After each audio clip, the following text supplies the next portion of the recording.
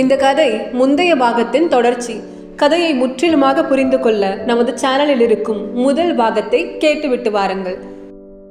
சிறுவன் நினைத்தது போலவே மற்றவர்கள் அவனுடைய திறமையை பாராட்டினார்கள். அப்படி இருந்தும் சிறுவன் வருத்தமாக இருந்தான். ஆசிரியர் காரணம் கேட்டார். அதற்கு சிறுவன், எல்லோரும் என் ஓவியத்தை பாராட்டினார்கள், ஆனாலும் ஒவ்வொரு பாராட்டிலும் என் குறையையும் சேர்த்தே பேசினார்கள்.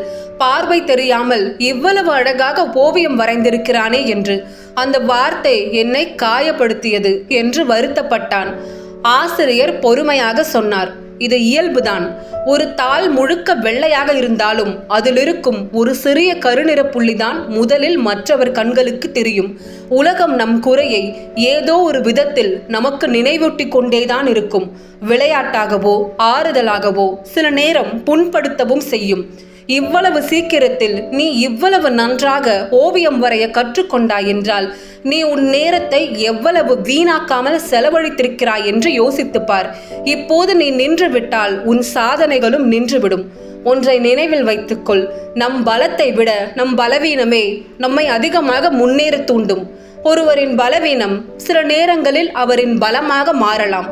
ஒருவரின் பலம் கூட சில நேரங்களில் அவரின் பலவீனமாக மாறலாம். அதனால் மற்றவர்கள் பேசுவதற்காக நீ வருத்தப்பட வேண்டாம். ஒரு நாள் உலகம் உன் குறையை மறந்து உன் திறமையை பற்றி மட்டும் பேசும். அதுவரை உன்னாலான உழைப்பை நீ தொடர்ந்து கொடுத்து கொண்டே இரு. சிறுவன் புரிந்து கொண்டான். அன்று முதல் அவன் மற்றவர்கள் பேசுவதை பற்றி கவலைப்படவில்லை. அவன் தன் வாழ்க்கையில் இருந்த எல்லா தடைக்கற்களையும் படிக்கற்களாக மாற்றிக்கொண்டான். ஒரு நாள் உலகம் வியக்கும் ஒரு நல்ல ஓவியனாகவும் ஒரு சாதனையாளனாகவும் மாறினான்.